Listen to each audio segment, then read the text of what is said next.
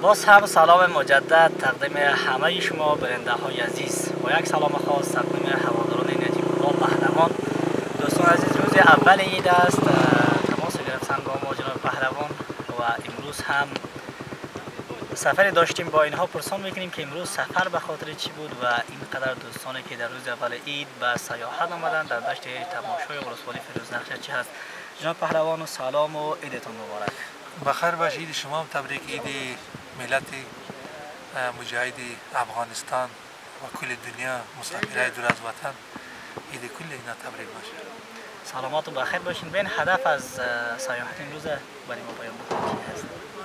چکر امروز که ما آمدیم به مناسبتی که ما یک فوتبالی که نسل روشن برگزار کرده و رسش هم خود شما بودین دیگه، بسیار یک بازی جذاب شد و بازی دهی تیم تیات پینخچیر برنده شد.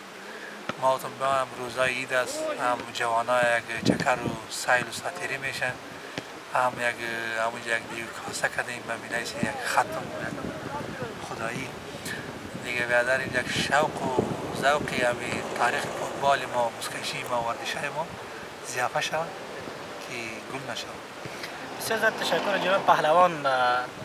روزهای عید است و ما هم همیشه زمانی که با یک پهلوان سر میخوریم بگوییم همیشه از چاپ اندازی، از بزکشی یاد میکنیم و در ذهن ما خاطر میکنه. جناب پهلوان، سالهای متعددی است که شما بزکشی میکنین و قهرمانی را کسب کردین و در آسیا امروز نام شما برای همه هویداست.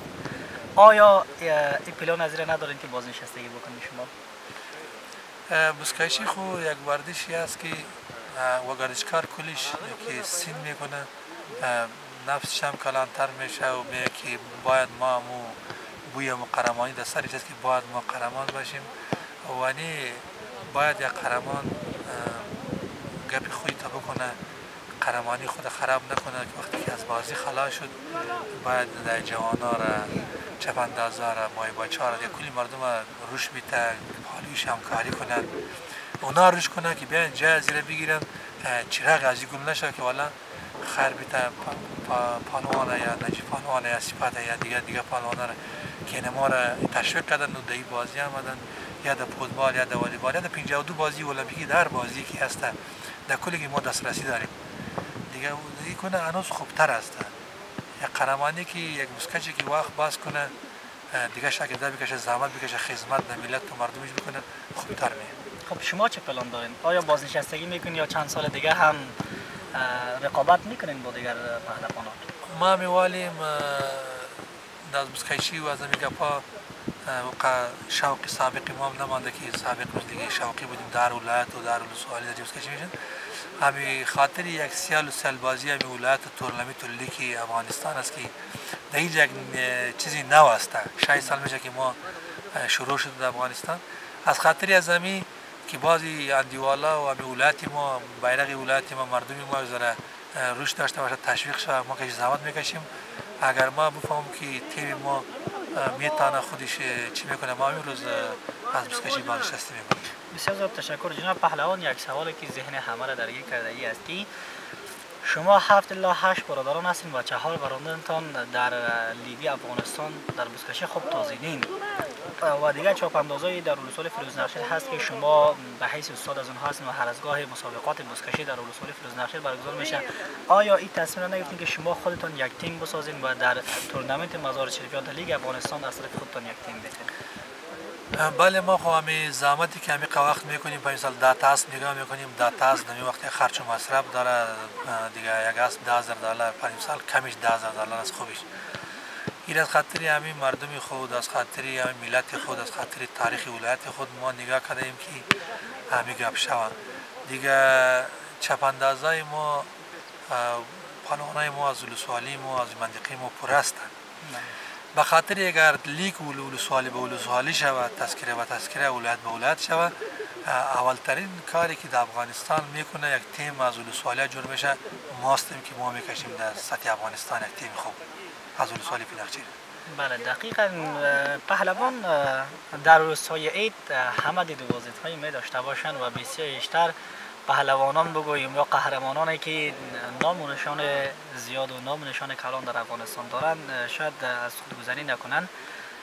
بیشتر شما در روزهای عید استراحتتان را وقت میکنین برای دید و بازدید از هوادارتان یا برای استراحت و تمنا و غیره؟ ما همه وقت که عید میشه میریم در خانه اسبدارا، در خانه موی سفیدا، در خانه که یگان معاون باشه، اندیوال باشه، مریض باشه، دیدن مریضا، دیدن غریبا. دما غریب، بای، فقیر، صغیر، کلگی یک چیز است. ما که هر جای باشیم همه خوش میشیم که در خانه یک غریب بریم، در قابش میوه نباشه، یک چاکلیت خالی باشه، ما در خانه بریم هم خوش میشیم که دل هم خوش شود، که به خاطری که واتمن پروردگار دیگه رنگریز است، هر رقم ریخته دیگه ما از او خوش میشیم. از کنیم در خانه تیر نمیکنیم، ما در دوستا و اندیوالا و کتی خوار و غریب فقیر تیر میکنیم. سپاسگزار هستم از شما. چی پیام گفتنی دارین برای آخرین؟ اگر کدام گپی از پیش مونده باشه در خدمتتان هستیم، میشه برای بنده تشکری میکنیم از شما، تشکری از یوتیوب چینل شما که هر وقت خبر ما را، خبر جوانا را، ورزشکارا را میگیری. و یک تشکری خاص از این تیمایی که اینجا فوتبال میکنه، والیبال میکنه، کشتیگیری میکنه، بزکشی میکنه، از اینا هم که همین تو یک بازی خوب و خوش تیر کردن و جنجال نکردن و با این تورنمنت‌ها و لیگ‌ها در پایین میرسه. از کل شما هم تشکری، از بازیکن‌ها، از اسپانسر هم تشکری میکنیم. از کل بخیر باشین. خدا کنه که یک عید خوب و خوش تیر کنه، یک عید پربرکت، یک آرامی در وطن بیه، که دیگه مسافرایی که دور از وطن ما داریم، از وطن پریشان و قهر هستن، خدا کنه اونام بیان در وطن خودشان، در آغوش پدر و مادرشان. وطن پدر و مادر هستند، بیان در آغوش مادرشان، بیان در آغوش وطنشان، بیان که قوم و خویششان چیزی نه تقسیم ما نمانده، کل ما یک بیادر، یک ملت هستیم. بخیر سلامت. تشکر از شما.